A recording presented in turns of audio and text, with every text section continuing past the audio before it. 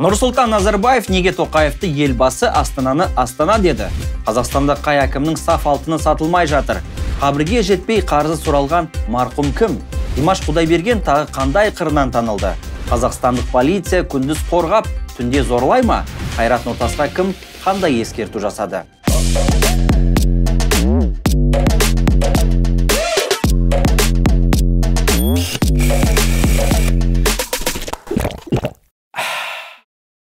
Армысыз, бұл Айран, аптаға шолу жасаймыз. Менің атым Нұрғали Қарабаев, біздің каналға жазылуды ұмытпаңыз. Сонымен не болды? Аптаның айтулы бір жаңалығы Астананың бас мешітінде Болат Назарбаевқа ас берілді. Айтулы болатыны марқұмның аруағына арналып жайылған дастарханға кілең ығай мен сығайлар, яғни айтулы адамдар жиналды.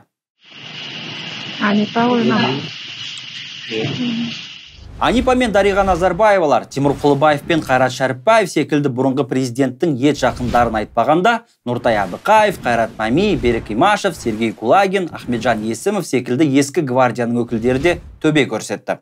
Олардың Нұрсұлтан Назарбаевты не деп жұбатып, қалай көңіл айтқаны туралы қолымызда мәлімет жоқ.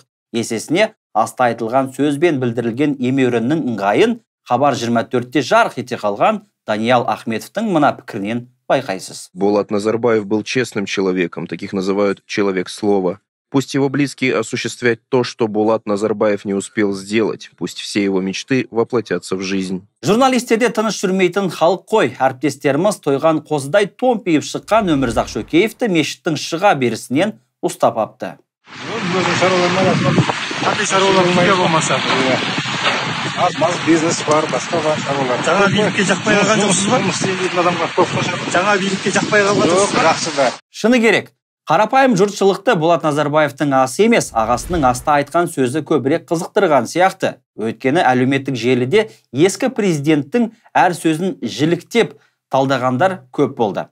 Ел қызығатындай Нұрсұлтан Назарбаев не айтып еді? Кәнеки, бірге тыңдайық. Неге бауыр деп айтты дейсің қазақ, бірге туғанда? Өте қиын. Ең кіші бауырымнан айырылдық. Еркелеп өскен, көз алдында туған, көз алдында өскен, көңілі жайбарақат, қолы жазық, мейірімді адам еді. Кеше жерлегенде ауылдың азаматтарының барлығы, оның барлығын тізіп, жақсылығын айтып жатты. Алдынан Алла жарылқасын. Алдынан жарылқасын. Кіші Назарбаев туралы айтқан үлкен Назарбаевтың сөзінде өте үлкен ақиқат бар. Бірақ сәл ғана түзету енгізейік. Болат Назарбаев ағасының ғана еркесі болған жоқ. Бересі бүкіл Алаштың, арысы барша Қазақстанның еркесі болды. Алайда есерден ерке жаман дейтін мақалды бұл жерде айтпаймыз. Өйтсек біреулер өлген кісінің артынан тас лақтырғандай қабылдауы мүмкін. Сондықтан Нұрсұлтан Назарбаевтың тағы не дегеніне тоқталайық. Экс-президент 90-шы жылдардағы топалаңды, сол кезде елді тығырықтан алып шыққан әбжілдігін тіпті қағбаға қанша рет кіріп, қай бұрышта намаз оқығанына дейін айтты. Сосын бүй деді. Мен ештемеден қамық қоймын, ештемеден жалық қоймын, ешқандай сөз маған тимеді. Себебі бұл мәселе біздің ұрпақтық емес, ол тарихтың мәселесі. Тарих өзінің айтатын бәрі айтады. Рас. Тарих таразы, артық кемінің ақиқаты уақыт өте келе айшықталады. Дегенмен, таразының қай басы төмен тартқан экс-президенттің де өзі сезетін сияқты. Себебі, жария түрде алғаш рет Тоқаевты елбасы Астананы Астана деді. Ал тарихқа айналып үлгірмеген күні кеше елбасы өзі Астана Нұрсұлтан туғын. Демек, уақыт өзгерді. Бұл да тарих. Бірақ, бұдан кімнің қандай сабақ алары бір Құдайға ғана аян. Бір жағынан сұмдық, бір жағынан сабақ. Қай жерде, қай аймақта екені белгісіз, үйден табыт көтеріп шыққан қаралы жұртты жолдан тоқтатқан кісінің бейнетаспасы елді елең еткізді. Әлгі адамның сөзіне қарағанда марқұмның мойнында өтелмеген қарызы бар көрінеді. Бұл маған қарыздан 2-3 жыл бұрын жылқын сатып едім. Соң ақшасын берем деді. Әне міне деп кетті. Ол жіберсе, берем. Сосын маған жолғас. Мен төлеймін. Мен інісі болам. Бүгін бересің бе? Берем, сарап берем. Көпшілікке болғанда да көптің қақын, халықтың несібесін жеген шонжарларға ой салатын ақ оқиға. Бұл дүниені тәрк етіп, соңғы сапарға аттанғанда мұндай жағдайға тап келу кімге жақсы дейсіз? Оған енді о дүниенің тергеуін қосыңыз. Басқасы басқа, еліміздің ең үлкен мешітінен ас ішіп, аяқ босатқан шенділер мұны түсінді ме, түсінбеді ме? Ең үлкен сауал да осы болса керек.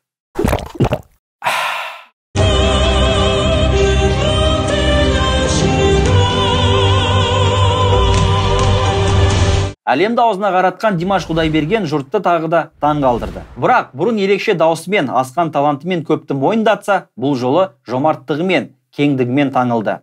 Дәлірек айтсақ, Костенко шахтасында көз жұмған кеншілердің отбасына 20 миллион теңге аударды. Бұл қаржы әкелерінен айырылған, кәмелеттік жасқа толмаған балалары бар 20 отбасыға 1 миллионнан берілген. Салыстыру үшін айта кетейік, апатқа көмек ретінде Назарбаев қоры 50 миллион теңге бөлген еді. Қазақстанда 30 жыл билеген Нұрсұлтан Назарбаевтың атындағы қор 50 миллион, ал әлі 30-ға толмаған Димаш Құдайберген 20 миллион. Айырмасын өзіңіз шамалаңыз, ал біз символдық мәніне тоқталайық. Әнші Қазақстан халқы 20 миллионға толғанда қомақты қаржысын Ақсарбас ретінде атады. Ал қордың 50-інде не мәні бар, ойландық, таба алмадық. Сосын санада жаңғырған Қазақстан 20-50 ертегісінің елесі шығар деп жорыдық. Күндіз қорғайды, түнде зорлайды. Бір түрлі жұмбақ. Жауабы полиция.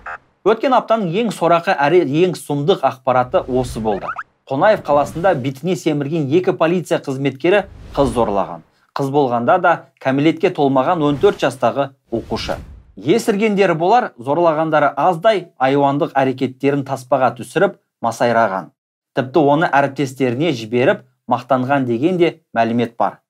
Жел сөз шығар деп сенбеген жұрт ақыры иланды. Себебі құтырған екеудің қамауға алынғанын Алматы облыстық полиция департаменті растады. Қылмыстық іс Қазақстан Республикасының қылмыстық кодексінің 120-шы бабы 3/1 бөлігінің 1-ші тармағы бойынша облыстық полицияда тіркелді. Жедел іздестіру шаралары барысында полиция қызметкерлері 2000 және 2001 жылғы күдіктілердің жеке басын анықтап, ізін суытпай ұстады. Енді сұрақ туады. Қарапайым халық зорлықшы полициядан қалай қорғануы керек? Қорғаушы кейпіндегі қорқаудан арам пиғылын қалай аңғаруға болады? Әлде қатардағы полицияға сенбей бірден бастығына кіруі керек пе? Өкінішке қарай мұның өзі қауіпті болып тұр. Өткені жуырда ғана Талдықорғанның бас полицейі қызмет кабинетінде қыз зорлап ұсталған болатын. Демек, жағдай қиын. Бүйте берсе полицияның қабылдауына ешкім жалғыз бармайтын шығар. Қостанайдағы Алтын Саф мейрамхана кешені бұл жолы да сатылмай қалды. Бұл жолы дейтініміз аталған кешен бұған дейінде аукционға түскенімен қызыққан адам табылмаған. Ал оның иесі бұрын Қостанай қаласын басқарып, артынан сотталып, кейін мерзімнен бұрын босап шыққан Ахметбек Ахметжанов дейтін шенді. Электронды сауда алаңының сайтында хабарлаған дерекке қарағанда, бастапқы баға 805 миллион 529 мың теңге болған. Бірақ сатып алуға ыңғай білдірген бірде-бір адам кезікпепті. У меня сложился за эти годы, работая акимом, работая в других органах, чтобы не подвести вас. Ешкімді ұятқа қалдырғысы келмеген Ахметбек Ахметжановтың басына 2016 жылы бұлт үйрілген. Үлкен әкімдік ісі деп аталған шырғалаң экс-әкімді 13 жылға соттап тынды. Сол кезде Ахметжановқа тиесілі делінген дүние мүлік тәркіленген. Олардың қатарында Алтын Сафтан бөлек Метрополь мейрамханасы, Монолит сауда үйі секілді аса қымбат нысандарда болған. Бірақ бақандай 13 жылға сотталған әкім апелляциялық шағым жасап, артынан рақымшылыққа ілігіп, бас аяғы 3 жылда босап шыққан еді. Ал жарқыраған алтындай Алтын Саф мейрамханасы неге сатылмай тұр? Қалталылар бәлелі жерге бармағыңды сұқпа деп жатыр ма, әлде бүлінгеннен бүлдірігі алма дегенді қош көріп отыр ма? Бұл жағы белгісіз. Белгісі, беті жылтыраған кез келген шенеуніктің артынан қопарып жіберсең, осыншалықты дүние мүлік шыға келеді. Ақ жағалы шенділердің алдынан ойда жоқта шыға келетін Асхат Ниязов Алматының әкімін әуежайда басып қалған сияқты. Екеуара әңгіме қазнетте кең таралды. Әкімнің асығып қашқаны, журналистің соңынан қуғаны көрер көзге көрініп-ақ тұр. Ниязовтан қашып пұшпай сөйлесетін шенеуніктің болмаған ескерсек, Досаевтың қылығы таңданатын нәрсе емес. Білдей әкім басымен қарашымен қатар отырғанды арсанағаны шығар, жеке ұшақпен самғап жүргені. Мұны да қаузамай-ақ қояйық. Мәселе мынада. Как ваши дела? Спасибо большое. Я вот вас ищу, найти не могу. Интервью с вами. Обращайтесь в мою пресс-службу. Ау? Мою пресс-службу обращайтесь. Так я же обращался, они теперь меня игнорируют. Все будет у вас нормально. Нет, как мне с вами договориться-то? Пресс-службе? Обязательно. Пресс-службы у вас даже пресс-секретаря нету. Байқайсыз ба, Ерболат Досаев Алматыны былай қойғанда бүкіл Алматының тұрғындарын өзінікі деп санайтын сияқты. Сен алматылық емессің деп бірнеше рет қайталағанына қарағанда Қазақстанның өзге қиырынан келгендерді бөтен көретін түрі бар. Сонда Алматы Ерболат Досаевтікі, Астана Жеңіс Қасымбектікі ме? Басқасы басқа, Досаевтың өзі дәл солай ойлай ма екен деген күдігіміз бар. Бір жақсысы, Алматыда туған әкім Асхат Ниязовтың кіндігі бомбада кесілген білмейтін секілді. Әйтпесе, сен қазақстандық емессің деуде мүмкін бе еді? Қалай ойлайсыз? Әлеуметтік желіде тас жолды аластап жатқан әйелдің қызық бейнетаспасы пайда болды. Бұған таң қалғандар да әйелдің әрекетін әр нәрсеге жорығандар да көп. Біреулер жолдың сол тұсына асфальт төселмеген, сондықтан жол жасаушыларды адыраспанның күшімен шақырып жатыр десе, енді біреулер сол жерде патрульдік полиция көп тұратын шығар деп болжаған. Ұятты оқиғаның дәл қай қалада болғаны белгісіз, орта жастан асып, ақсақалдыққа жақындаған кісі көптің көз алдында дәрет сындырған. Ыңғайсыздау жағдайды реттемек болған күзетшінің қолынан түк келмеген. Арқасынан нұқыған күзетшінің бетіне тәртіп бұзған адам ауын түймелеген соң ғана бұрылып қарайды. Қарағанда не? Болары болып қойды. Ал ары бері өткен жүргіншілер ұяттан өртеніп, басын бұрып әкетеді.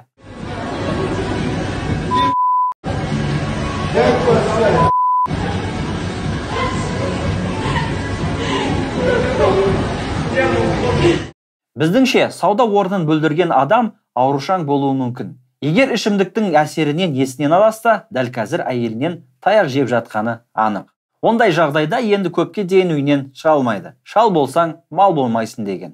Абай болыңыздар. Инстаграм желісінде әнші Қайрат Нұртастың баласын құттықтаған әсерлі сәті жарияланды. Әнші баласын көтеріп алып, құшақтап бетінен сүйеді. Әке мен баланың кездесуі шынайы, таза. Бұл бейнетаспа көптеген әлеуметтік желі қолданушыларының жүрегін елжіретті.